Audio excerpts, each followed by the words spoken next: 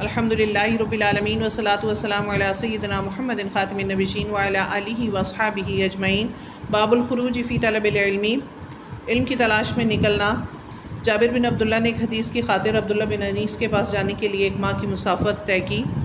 اس باب کے اندر 74 نمبر حدیث میں ہم پڑھ چکے ہیں کہ حضرت خضر کا واقعہ کہ حضرت موسیٰ علیہ السلام سے جب کسی نے دریافت کیا کہ آپ سب سے زیادہ جاننے والے ہیں، تو انہوں نے کہا جی، اور پھر اللہ کی طرف سے وحی نازل ہوئی اور آپ کو بتایا گیا نہیں، ایک شخص ایسا بھی اس زمین پہ ہے جو آپ سے زیادہ جاننے والا ہے اور وہ ہمارا بندہ خضر ہے۔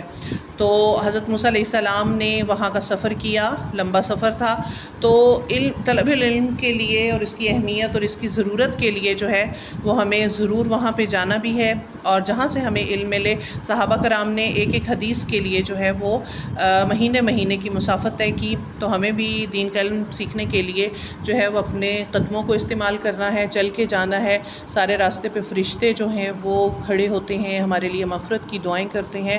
تو طلب العلم کی ضرورت اور اہمیت کے لیے اس حدیث کو دوبارہ سے اس میں شامل کیا گیا۔ تو اللہ تعالی ہمیں بھی طلب العلم کے لیے یہاں سے لے جانے والا بنائے، اپنے ان راستوں پہ چلنے والا بنائے جہاں سے ہم دین کا علم سیکھ سکیں اور سکھا سکیں، اور تاکہ یہ ہمارے لیے بہترین صدقہ جاریہ بن سکے۔ سبحانک اللہم و بحمدک، نشہد ان لا الہ الا انت، نستغفرک و نتوب الیک۔ السلام علیکم ورحمۃ اللہ وبرکاتہ۔